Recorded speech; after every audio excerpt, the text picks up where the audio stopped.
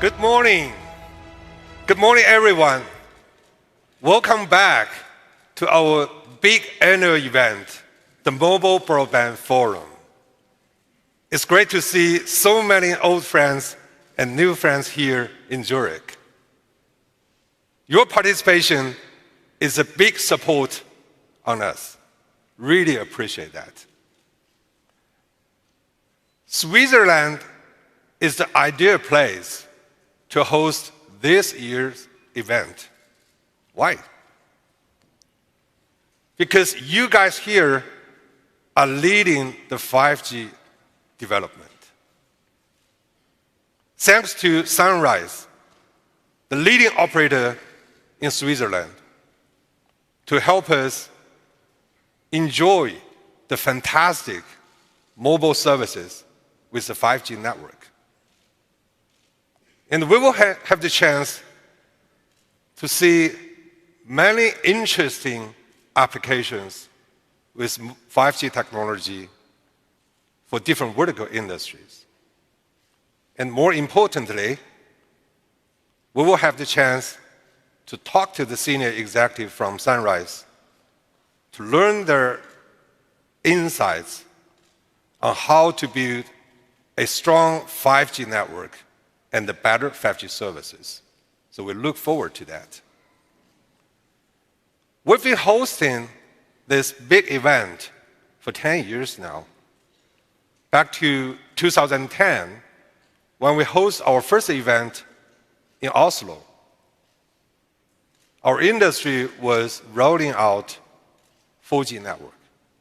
At that time, Huawei just started exploring the 5G technology. Now let's take a look what has happened in the past 10 years.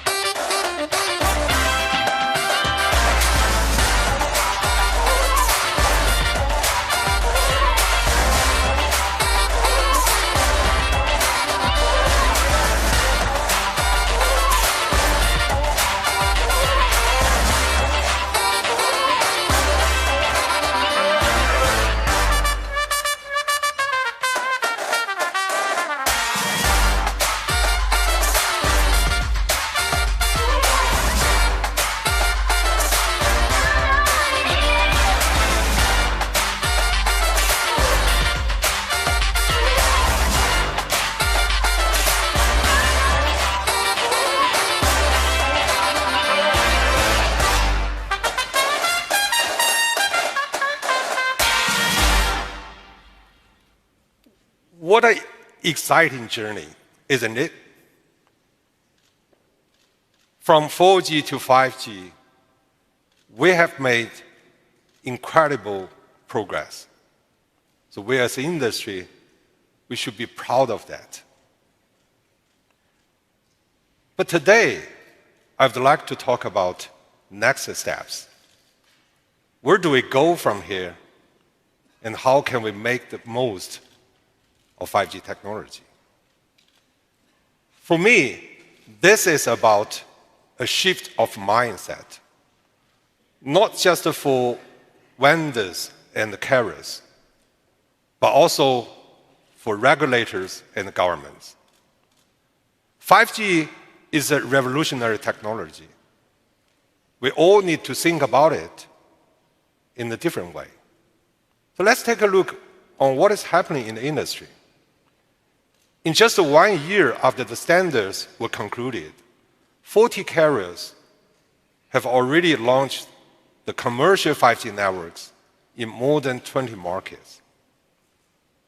And we anticipate that by the end of this year, there will be more than 60 5G commercial networks in the world. At the same time, there has been great progress on the device side. By the end of September, there are more than 130 different kinds of 5G devices in the market, including the CPEs and smartphones. South Korea is the first market that launched the 5G commercial services. Let's take a look at what is happening there. In just 6 months after the commercial launch, now 3.5 million people are using the 5G services. At the same time, the data traffic is growing very fast. It is impressive that the data traffic in South Korea has been increased for 3 times to reach 1.3 gigabytes per person per day. 1.3 gigabytes per person per day. This is huge. What's the reason? Because the new 5G applications like the 5G VR and AR are boosting the data usage. Let me give you some figures. A 10 minutes VR consumes 4 gigabytes data, and the 1 minute AR consumes 600 megabytes. This is a huge increase on data traffic. And 5G is also helping us to create some totally different user experience on the mobile services. Here in Switzerland, we have reached speeds up to 1.5 gigabits per second. How fast it is? It's around 20 times faster than the average 4G networks now in Switzerland. I like skiing in Switzerland, so I hope that next time when I come for my ski vacation, I will be able to live stream with my 5G smartphone to show my family members and friends the best slope in the world. And the video should be crystal clear and in real time. That's really cool. In South Korea, consumers can enjoy a truly immersive user experience in sports with the 5G support broadcasting services. As you can see in the video, consumers can use their smartphone, the 5G smartphone, to watch the sports game from any angles they want, 360 degrees. If they want, they can even make the camera follow their favorite players throughout the whole game. This is really personalized experience. And the new 5G services are attracting more users. In South Korea, the 5G VR services alone has attracted more than 1 million users in just 6 months. And the 5G services are also helping on the revenue growth. Let me take the LGU Plus as an example. In 2018, only 3.1% of their subscribers were on the premium data plan. After launching the 5G VR service as part of the premium data plan, the number increased to 5.3%. In just 3 months, This is a big jump. 5G is not just changing our lives. It is changing the world. 5G is bringing some very interesting applications to different vertical industries. Here I will give you an example from a mine in Inner Mongolia, China. This is a big mine. They have 30 trucks, very big trucks, for the material transportation. And the working environment in the mine is very dangerous. It's even risky for the most experienced drivers. So for safety reasons, they have to hire 4 drivers for each truck, and they have to pay $40 to a driver a year. This is a pretty high salary for a driver in China. And also for the safety reason, the driver will only allowed to drive the car less than 10 kilometers per hour. So the efficiency is pretty low. For so many years, the mine has been facing the challenges in terms of safety, cost, and the efficiency. And now we can help with the 5G technology. Let me share with you what we do. In this May, China Mobile and Huawei worked with industry solution providers for a driverless truck solution with the 5G technology. We deploy the driverless truck solution under the 5G network in this mine. Let's see what happened.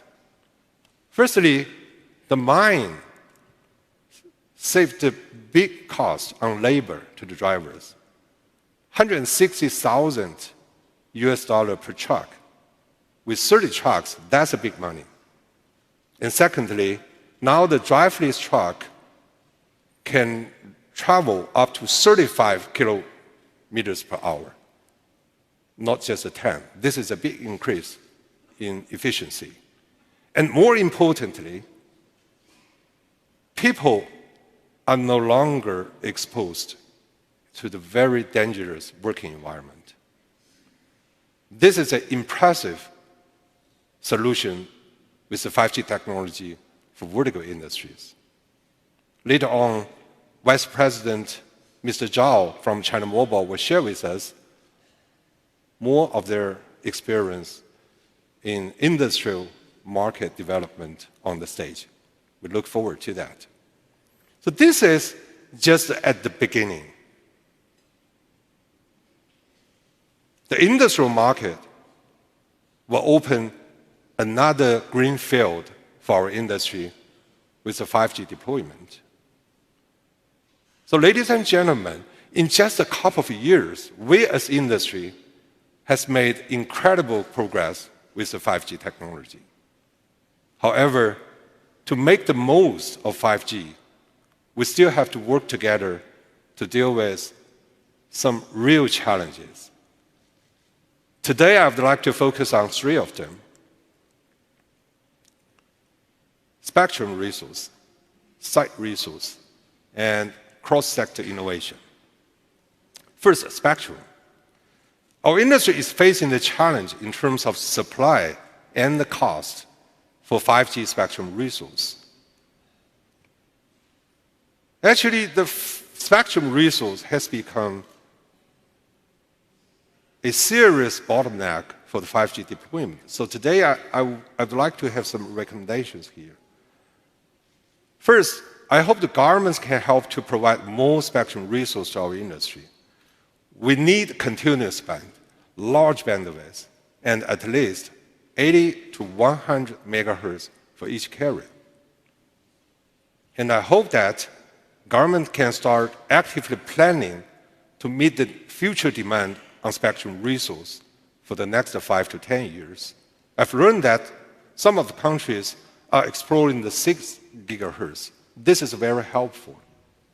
And I believe that planning ahead will help to guide our industry on the further development and help the country to gain the advantage as the first mover.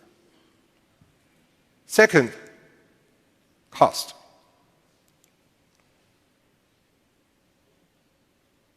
As an industry, we need more reasonable cost structure for the spectrum resource.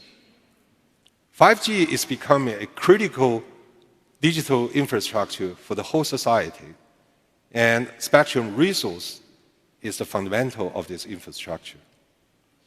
So the spectrum resource shouldn't be too expensive. Otherwise, our industry will less willing to invest. And the government can greatly help on that. We've seen many positive practices in the world in different countries where government take the different measures to lower the cost and to provide more flexible pricing model. For example, in China, government allowed the carriers to pay in instruments, not a huge upfront payment. That helped them to reduce the burden of the initial capex. And Saudi Arabia is another good example. The government cut the cost of spectrum resource by 25%. In return, they raised the requirements to the carriers in terms of the user experience and the coverage. This is a win-win for both sides. Carriers pay less on spectrum resource, and the country enjoy the earlier and better 5G services. Next, I will talk about the site resource.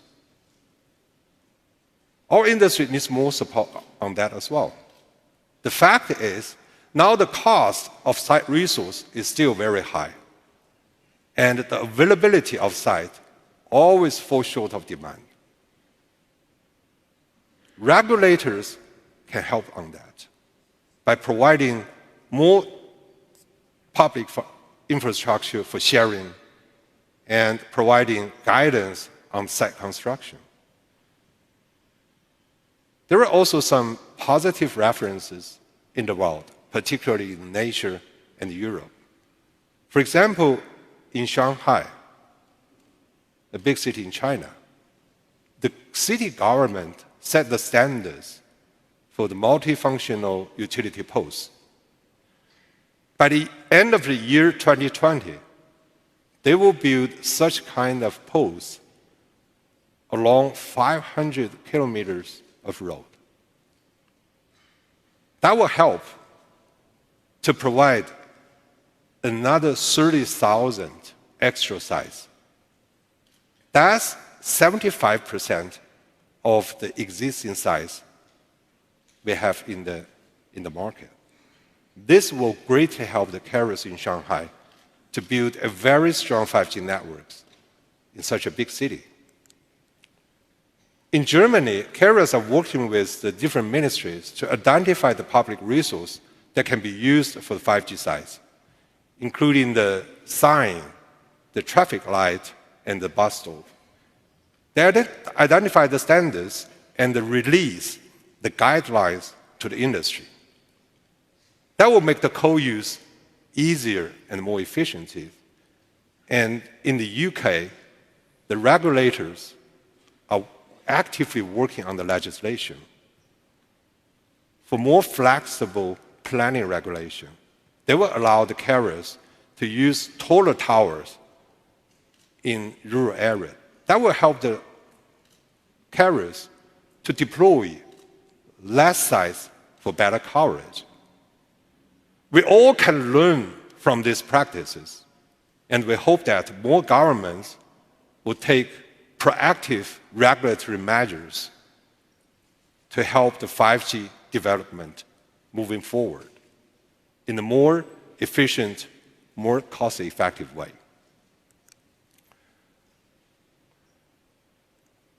Last, as an industry, we need to pay great effort on the cross-sector cooperation, because in addition to individual and household, 5G will greatly help us to expand to the vertical industry market. That will open a new opportunity for our industry. However, we still have challenges in terms of vertical industry knowledge, use case, and the business case development. And we can solve those problems through cross-sector innovation. What we can do is that to have an open mind and to go beyond the traditional industry boundary, to work with partners in the vertical industry, to identify the right problems, and to explore what works, what doesn't. That will help us greatly release the power of 5G. Huawei is building out platforms to support cross-sector innovation. We call them the 5G Joint Innovation Center. Just yesterday, we opened the first Joint Innovation Center in Europe together with Sunrise. Now, Huawei and Sunrise are working together with the local partners for the pilot projects in smart farming, smart manufacturing, and smart resource. Those are the areas where Switzerland is leading. And I believe that every country has their own strengths of economy. So that's the area where we can combine the 5G technology with the vertical industry solution to enhance their competitiveness. We hope that the Joint Innovation Center will help us to drive the innovation on 5G and to drive the development of the 5G. Moving forward, Huawei is going to establish more Joint Innovation Centers in Europe. 5G is not just faster 4G. It will play a different role in our lives. It is a key enabler of the digital transformation. It is a critical digital infrastructure for the whole society. We as an industry, we need to have fresh mindset to drive the development. That includes more long-term view from the government to create an investment-friendly environment for the carriers. That also includes a fresh mindset from carriers and the vendors to build the 5G success on collaboration and the innovation. As you say here in Switzerland, all for one, one for all. This is the Switzerland's call to action. It's the way of thinking, a way of life that is built on the collaboration. With this mindset, we will be able to gear up a better 5G service. Thank you very much.